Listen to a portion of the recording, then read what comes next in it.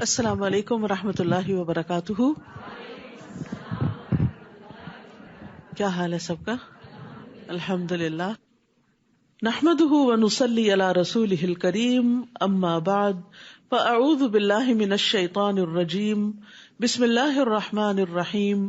رب اشرح لی صدری ویسر لی امری واحلل عقدۃ من لسانی یفقہوا قولی. قرآن مجید نور ہے. اللہ سبحانہ تعالیٰ فرماتے ہیں یا ایھا الناس قد جاءکم برہان من ربکم وانزلنا الیکم نورا مبینا. اے لوگو، بلا شبہ تمہارے پاس تمہارے رب کی طرف سے ایک واضح دلیل آ گئی ہے اور ہم نے تمہاری طرف ایک واضح نور نازل کیا ہے. تو نور روشنی کیا دکھاتی ہے؟ اندھیروں میں راہ دکھاتی ہے. تو یہ زندگی اندھیروں سے بھری ہوئی ہے، جہالت کے، لا علمی کے. اس میں جب قرآن کا نور آتا ہے تو انسان کو صحیح اور غلط کا فرق پتہ چلتا ہے اور صحیح راستہ معلوم ہوتا ہے. زید بن ارقم رضی اللہ عنہ سے مروی ہے، وہ کہتے ہیں کہ رسول اللہ صلی اللہ علیہ وسلم نے فرمایا آگاہ رہو اے لوگو، میں ایک انسان ہوں، قریب ہے کہ میرے رب کا بھیجا ہوا میرے پاس آئے تو میں اسے قبول کر لوں. اور میں تم میں دو بھاری چیزیں چھوڑے جا رہا ہوں. ان میں سے پہلی اللہ کی کتاب ہے جس میں ہدایت اور نور ہے. اس کتاب میں کیا ہے؟ ہدایت اور نور ہے. تو تم اللہ کی کتاب کو پکڑے رکھو. اب یہ نہیں کہ صرف رمضان تک پکڑنا ہے اور پھر چھوڑ دینا ہے، نہیں، اس کو پکڑے رکھو اور اس کے ساتھ مضبوطی سے جڑے رہو، یعنی اسے اپنی زندگی کا حصہ بنا لو. اور آپ نے اللہ کی کتاب پر بہت زور دیا اور اس کی خوب رغبت دلائی، یعنی لوگوں کو شوق دلایا کہ وہ قرآن کے ساتھ اپنا تعلق مضبوط کریں. پھر آپ نے فرمایا دوسری چیز میرے اہل بیت ہیں. میں تم لوگوں کو اپنے اہل بیت کے بارے میں اللہ کی یاد دلاتا ہوں، یعنی ان کے ساتھ احسان کا رویہ اختیار کرنا. میں تم لوگوں کو اپنے اہل بیت کے بارے میں اللہ کی یاد دلاتا ہوں. میں تم لوگوں کو اپنے اہل بیت کے بارے میں اللہ کی یاد دلاتا ہوں. تو ہمارے لیے لازم ہے کہ ہم اس زندگی کے سفر میں رسول اللہ صلی اللہ علیہ وسلم کے ارشادات کو یاد رکھیں. 9واں پارہ. اعوذ باللہ من الشیطان الرجیم. بسم اللہ الرحمن الرحیم. قال الملأ الذین استکبروا من قومه لنخرجنك يا شعيب والذين آمنوا معك من قريتنا أو لتعودن في ملتنا قال أولو كنا كارهين. شروع کرتی ہوں اللہ کے نام سے جو بے انتہا مہربان نہایت رحم فرمانے والا ہے. اس قوم کے متکبر سرداروں نے کہا شعیب، ہم تجھے اور ان لوگوں کو جو تیرے ساتھ ایمان لائے ہیں اپنی بستی سے نکال دیں گے یا پھر تمہیں ہمارے دین میں واپس آنا ہوگا. شعیب علیہ السلام نے کہا خواہ ہم اسے ناپسند کرتے ہوں تو بھی. تو ہم دیکھتے ہیں کہ ہر نبی کی مخالفت اس قوم کے بڑے بڑے لوگوں نے کی، ایلیٹ کلاس نے کی. اور اس کی بنیادی وجہ کیا تھی کہ وہ اپنے آپ کو بڑا سمجھتے تھے. وہ سمجھتے تھے کہ اگر نبوت بھی آنی تھی تو اس کے حقدار ہم زیادہ تھے، ہمارے پاس یہ سب کچھ آنا چاہیے تھا، ہم لوگوں کو گائیڈ کرتے. اور اب چونکہ نبوت کسی اور کے پاس آ گئی ہے تو ہم اس کی پیروی کرنے والے نہیں. تو متکبر لوگوں کا طریقہ کار ایک ہی جیسا ہوتا ہے. وہ ناحق طریقے سے جھگڑا اور بحث کرتے ہیں اور اگر اس پہ بے بس ہو جاتے ہیں تو دھمکیوں پہ اتر آتے ہیں. اور یہاں پر وہ دھمکیاں دے رہے ہیں کہ ہم تمہیں اپنی قوم سے نکال دیں گے، اپنے ملک سے نکال دیں گے، ہم تمہیں اپنے درمیان برداشت نہیں کرتے، اور جو تمہارے اوپر ایمان لے آئے ہیں ان کو بھی نکال دیں گے، یا پھر لازماً تمہیں ہماری ملت میں واپس آنا ہوگا، ہمارے طریقوں کو فالو کرنا ہوگا. تو شعیب علیہ السلام نے صرف اتنا کہا اولو کننا کارہین، کیا پھر بھی اگر ہم اسے ناپسند کرتے ہوں.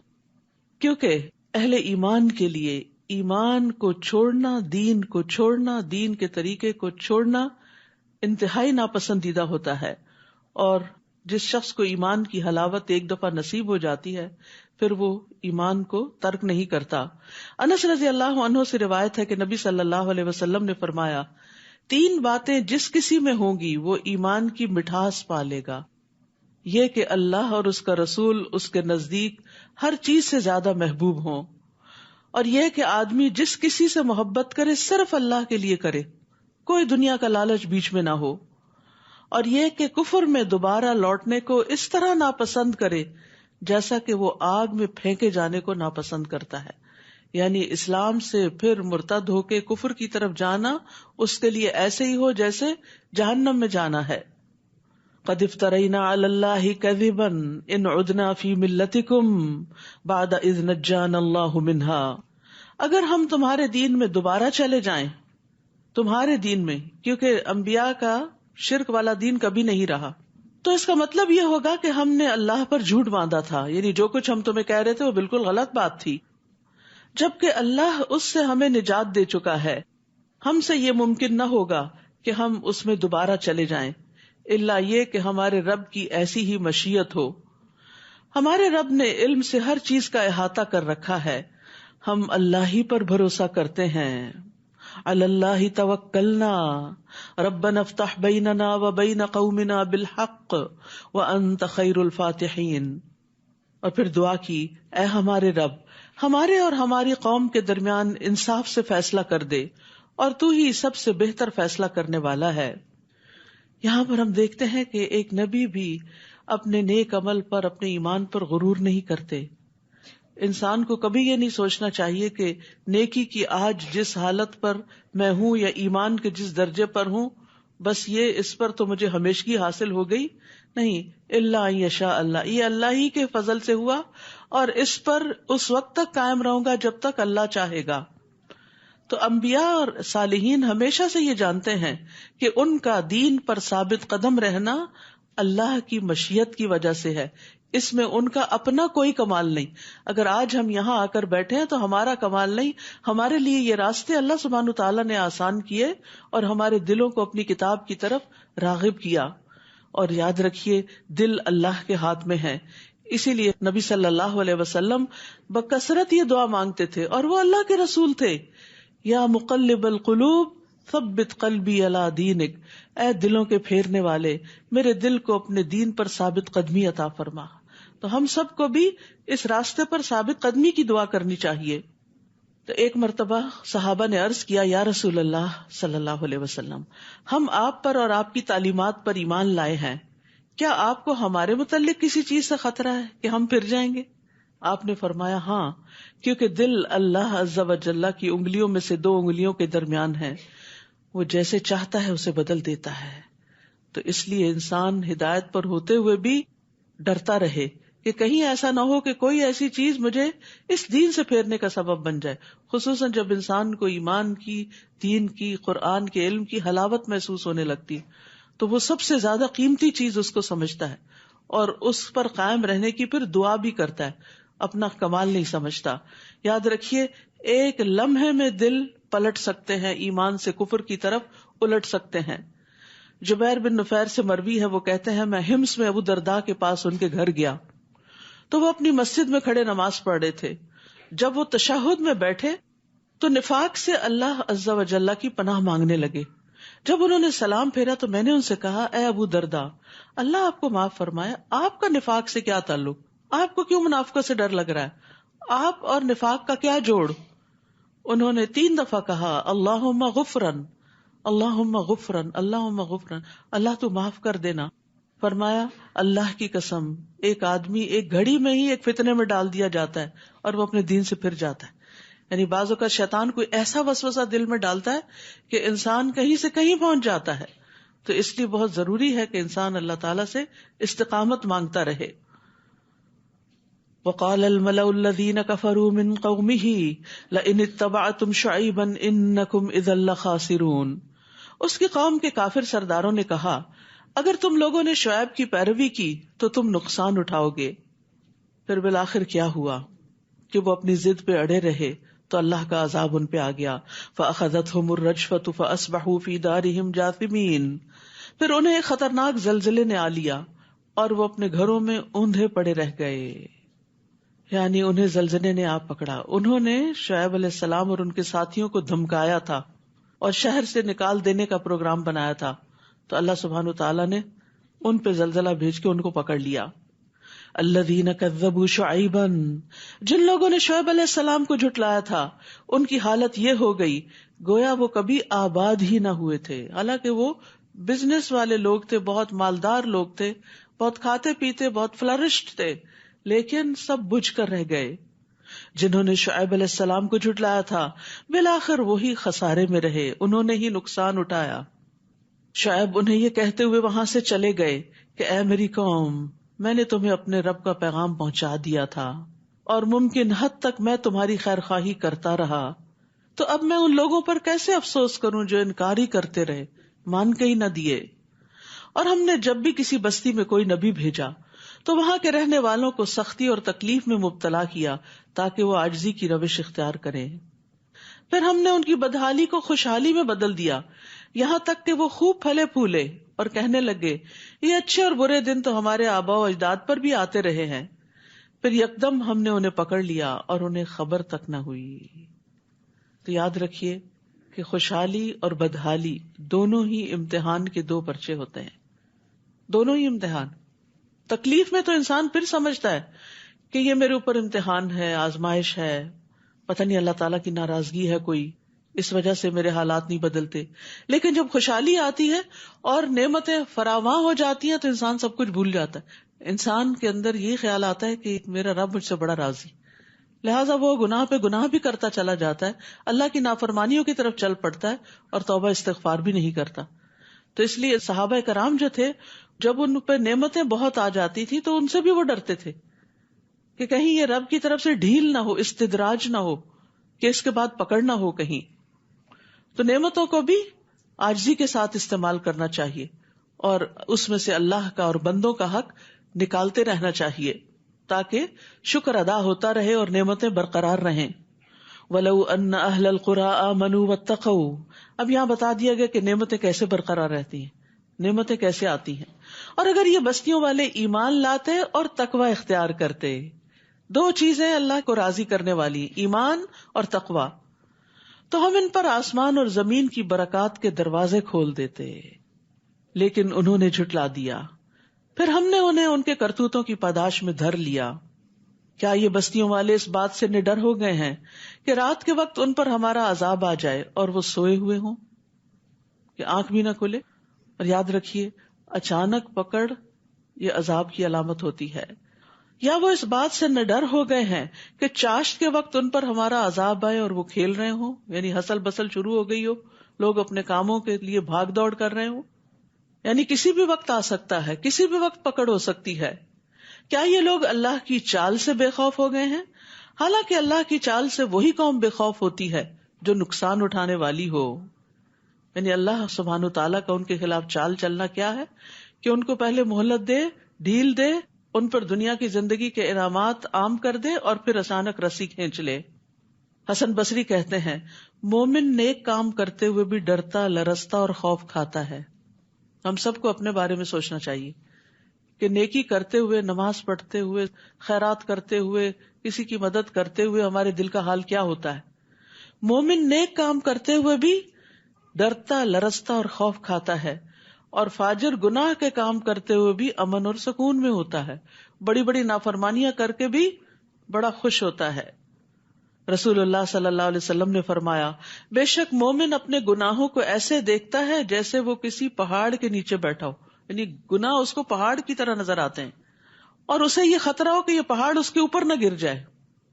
جبکہ فاسق اپنے گناہوں کو اس طرح دیکھتا ہے جیسے کوئی مکھی اس کی ناک میں بیٹھی اور اس نے ہاتھ کے اشارے سے اڑا دیا، یعنی اس کو گناہ سے کوئی ڈر نہیں لگتا، اسی لیے تو توبہ نہیں کرتا.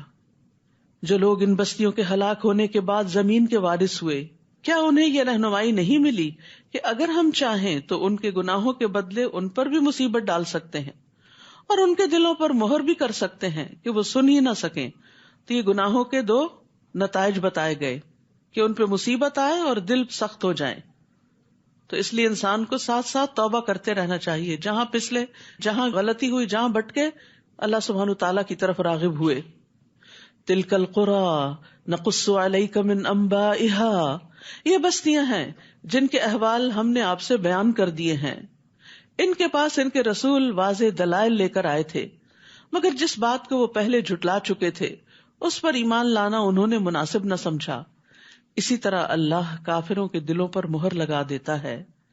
ان میں اکثر لوگ ایسے تھے جن میں ہم نے عہد کا لحاظ نہ پایا، اور ان میں سے اکثر کو فاسق ہی پایا، یعنی کمٹمنٹ نہیں کی، دین کی کوئی بات کبھی اختیار کی بھی تو اس پر ثابت قدمی اختیار نہیں کی. ثم بعثنا من بعدهم موسى بآياتنا الى فرعون وملئه فظلموا بها فانظر كيف كان عاقبة المفسدين. ان کے بعد ہم نے موسیٰ علیہ السلام کو اپنے معجزات دے کر فرعون اور اس کے درباریوں کی طرف بھیجا، مگر انہوں نے بھی ہمارے معجزات سے ناانصافی کی. پھر دیکھ لو فساد کرنے والوں کا کیا انجام ہوا. تو یہاں سے آخر تک ایک طویل قصہ آئے گا موسیٰ علیہ السلام کا، اور اس میں دیکھنے کو کہا گیا ہے فانظر، غور کرو، دیکھو، کیف کان عاقبۃ المفسدین، کہ فسادیوں کا انجام کیسے ہوا. یعنی جو لوگ زمین میں فساد کرتے ہیں، تکبر کرتے ہیں، اپنے آپ کو بڑا سمجھ کر دوسروں کے اوپر ظلم ڈھاتے ہیں، ناانصافیاں کرتے ہیں، پھر بالآخر ایک دن ان کا انجام کیسے ہوتا ہے. وقال موسیٰ یا فرعون انی رسول من رب العالمین. موسیٰ نے فرعون سے کہا میں یقیناً اللہ رب العالمین کا رسول ہوں، میرے شایان شان یہی ہے کہ میں اللہ کے متعلق وہی بات کروں جو سچی ہو. میں تمہارے پاس تمہارے رب کی طرف سے معجزات لے کر آیا ہوں، یعنی وہ تمہارا بھی رب ہے، لہٰذا بنی اسرائیل کو میرے ساتھ روانہ کر دو. یعنی جو ان کو غلام بنا رکھا ہے ان کو اس غلامی سے نجات دے دو. تو موسیٰ علیہ السلام کی دعوت کے دو بڑے نکات تھے، ایک تو ان کو اللہ کی طرف بلانا قوم فرعون کو، اور دوسرے بنی اسرائیل کو غلامی سے نجات دلانا. فرعون نے کہا اگر تو سچا ہے تو کوئی معجزہ لے کر آیا ہے تو اس کو پیش کر. چنانچہ موسیٰ علیہ السلام نے اپنا عصا ڈال دیا تو وہ فوراً ہو بہو ایک اژدہا بن گیا، بہت بڑا سانپ بن گیا، اور بغل سے اپنا ہاتھ نکالا تو وہ دیکھنے والوں کو چمکدار دکھائی دینے لگا. فرعون کی قوم کے سرداروں نے کہا یہ تو بڑا ماہر جادوگر ہے، وہ چاہتا ہے کہ تمہیں تمہارے ملک سے نکال دے، اب تم کیا مشورہ دیتے ہو؟ پھر انہوں نے فرعون سے کہا کہ موسیٰ اور اس کے بھائی کے معاملے کو التوا میں رکھو اور شہروں میں اپنے آدمی بھیج دو جو ہر ماہر جادوگر کو اکٹھا کر کے تیرے پاس لے آئیں. چنانچہ جادوگر فرعون کے پاس آ گئے اور کہنے لگے اگر ہم غالب رہے تو ہمیں کچھ صلہ بھی ملے گا. نبی جو ہوتا ہے وہ قوم کا خیر خواہ ہوتا ہے، وہ لوگوں سے کوئی اجر و ثواب نہیں چاہتا، یعنی لوگوں سے کوئی بدلہ نہیں چاہتا، اس کا اجر و ثواب اللہ کے ذمہ ہوتا ہے. اس کے برعکس جادوگر جادو کا کاروبار کیوں چلاتے ہیں؟ تاکہ دنیا کما سکیں. اسی لیے فرعون کے پاس جب موسیٰ علیہ السلام آئے تو انہوں نے ان کو اللہ کا پیغام سنایا اور کسی اجر کی توقع نہیں رکھی، لیکن جادوگر آئے تو انہوں نے انعام مانگا کہ اچھا موقع ہے، آج فرعون کو ہماری ضرورت پڑی ہے تو اس سے کچھ بھرپور فائدہ اٹھایا جائے. چنانچہ جادوگر فرعون کے پاس آ گئے اور کہنے لگے اگر ہم غالب رہے تو ہمیں کچھ صلہ بھی ملے گا. فرعون نے کہا ہاں، اور میرے دربار میں منصب بھی ملیں گے. پھر مقابلے کے وقت جادوگر کہنے لگے موسیٰ تم ڈالتے ہو یا ہم ڈالیں؟ موسیٰ نے کہا تم ہی ڈالو. پھر جب انہوں نے اپنی رسیاں وغیرہ پھینکی تو انہوں نے لوگوں کی آنکھوں پر جادو کر دیا اور انہیں دہشت زدہ کر دیا اور بڑا زبردست جادو بنا لائے. تو یہاں پر موسیٰ علیہ السلام نے جادوگروں کو پہل کرنے کا موقع دیا کہ تم پہلے کرو. اس کی کیا حکمت تھی؟ اصل بات تو اللہ ہی بہتر جانتا ہے، لیکن یہ کہ موسیٰ علیہ السلام دیکھنا چاہتے تھے کہ جادوگر زیادہ سے زیادہ کیا کرتے ہیں، ان کی کارکردگی پہ غور کرنا چاہتے تھے، اور پھر یہ بھی کہ جب یہ اپنی چالاکیوں سے فارغ ہو جائیں تو پھر موسیٰ علیہ السلام ان کے اوپر حملہ آور ہوں. اور ویسے بھی یہ کہ حق جب آخر میں آئے گا تو دلوں پر اثر انداز بھی ہوگا. ہم نے موسیٰ کی طرف وحی کی کہ اب تو بھی اپنا عصا ڈال دے. عصا کا پھینکنا تھا کہ وہ اژدہا بن کر فوراً ان کے جھوٹے شوبدے کو نگلنے لگا، اور یہی حکمت نظر آتی ہے کہ سارا جادو ختم ہو گیا. چنانچہ حقیقت ثابت ہو گئی اور جو کچھ ان جادوگروں نے بنایا تھا وہ ملیا میٹ ہو گیا. یہ جو آیتیں ہیں فلما القوا قال موسیٰ ما جئتم بہ السحر، اور یعنی سورۃ یونس کی 81 اور 82، اور پھر سورۃ الاعراف کی 118 سے 122، اور سورۃ طٰہٰ کی 69 آیت، اور یہ آیت یہاں سے فوقع الحق وبطل ما كانوا يعملون. اگر کسی کے اوپر شک ہے آپ کو کہ اس پہ جادو ہے تو ایک برتن میں پانی ڈال کے ان پہ یہ آیات پڑھی جائیں اور پھر مسحور کے سر پہ بہا دیا جائے تو اس کو افاقہ ہوتا ہے. فوقع الحق وبطل ما كانوا يعملون فغلبوا هنالك وانقلبوا صاغرين. فرعون اور اس کے ساتھی اس مقابلے میں مغلوب ہوئے اور وہ ذلیل و خوار ہو کے پلٹے، اور جادوگر بے اختیار سجدے میں گر پڑے. حق نظر آ گیا تھا نا ان کو، اور کہنے لگے ہم رب العالمین پر ایمان لائے جو موسیٰ اور ہارون کا رب ہے.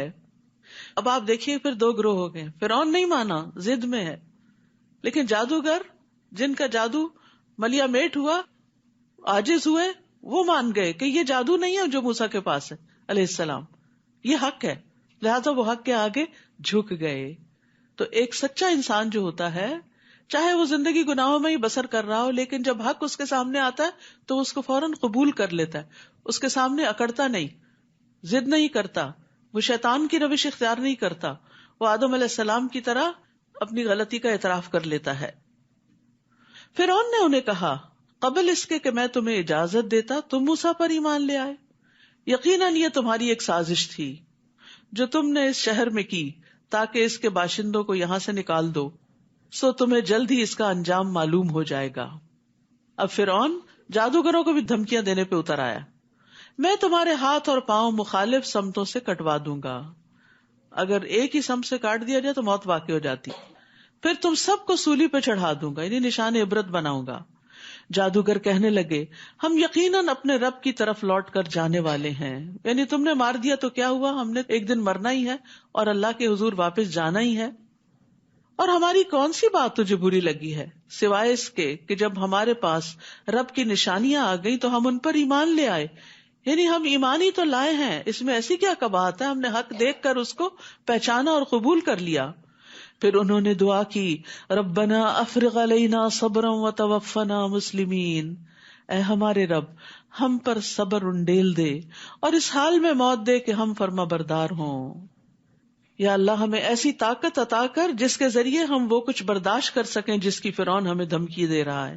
یعنی صبر سے مقابلہ کرنا چاہ رہے تھے، کیونکہ فرعون کی دھمکی کو معمولی دھمکی نہیں تھی کہ ایک ہاتھ اور ایک پاؤں کٹوا دوں گا اور پھر سولی چڑھا دوں گا.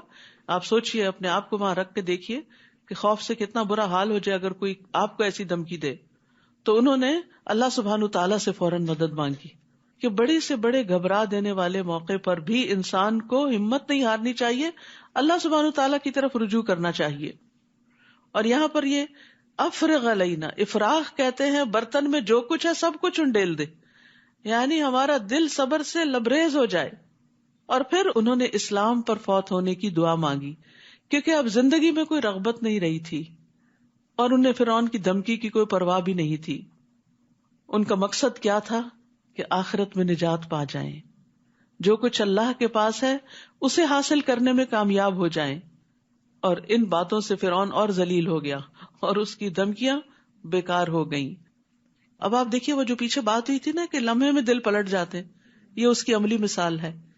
ان جادوگروں کے دل لمحے میں پلٹ گئے. جب دیکھا عصا کو بس جاتے دیکھا کہ سارا ان کا جادو نکل گیا تو ضد میں نہیں آئے کہ ہم ہار گئے ہیں، ہم ان کی بات نہیں دیکھتے. انہوں نے کہا اوہ یہی حق ہے. حق کو دیکھتے ہی فوراً قبول کر لیا، دل پلٹ گئے، ایمان کی طرف آ گئے. اور پھر ایمان جب آیا تو اس کی روشنی سے انہیں جو سب سے بڑی فکر لگی وہ آخرت کی تھی. پھر ان کی دھمکیوں کی بھی نہیں، اس کے مقابلے میں صبر مانگ لیا، لیکن اصل میں آخرت کی کامیابی مانگی. اصل ایمان ہی اس شخص کا سچا ہے جس کو اپنی آخرت کی فکر ہوتی ہے کہ کسی بھی میرے کام کا انجام وہاں کیا ہوگا، آگے کیا بنے گی، جو ہمیشہ کی زندگی ہے. وقال الملأ من قوم فرعون اتذر موسى وقومه ليفسدوا في الارض. اور فرعون کی قوم کے سردار فرعون سے کہنے لگے کیا تو موسیٰ اور اس کی قوم کو یوں ہی چھوڑ دے گا کہ زمین میں فساد مچاتے پھریں اور تجھے اور تیرے معبودوں کو چھوڑ دیں. وہ کہنے لگا میں ان کے بیٹوں کو مروا ڈالوں گا اور بنی اسرائیل کو اور دھمکی، اور ان کی عورتوں کو زندہ رہنے دوں گا اور ہمیں ان پر پوری قدرت حاصل ہے.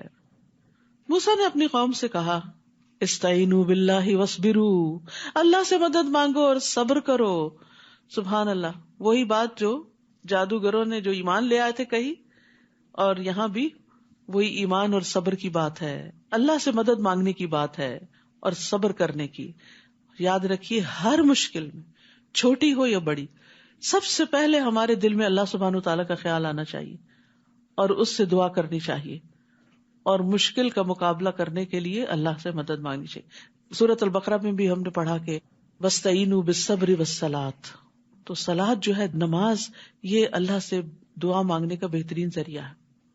مجھے اچھی طرح یاد ہے کہ میری والدہ کی وفات ہوئی تو ان کو پہلی نظر میں جب فوت ہوئے میں نے دیکھا تو دل بیٹھ گیا، لیکن فوراً مجھے یہی آیتیں یاد آئیں کہ وَاسْتَعِینُوا بِالصَّبْرِ وَالصَّلَاةِ، اور پہلا کام میں نے یہی کیا کہ فوراً نماز پڑھی.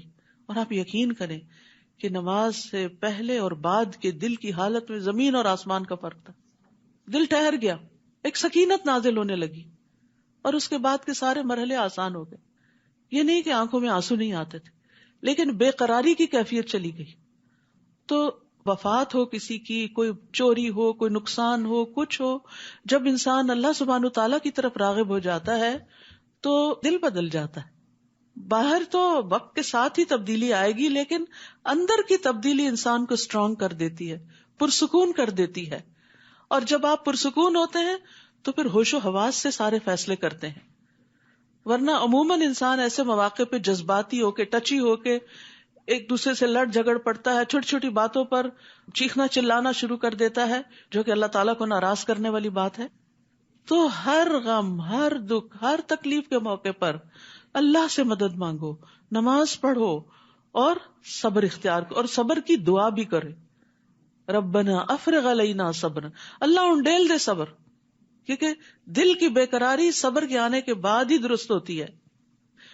فرمایا یہ زمین اللہ کی ہے، وہ اپنے بندوں میں سے جسے چاہے اس کا وارث بنا دے، اور انجام خیر تو پرہیزگاروں ہی کے لیے ہے، تقوی والوں ہی کے لیے ہے، عاقبت انجام تو متقی کے لیے ہی بہتر ہے.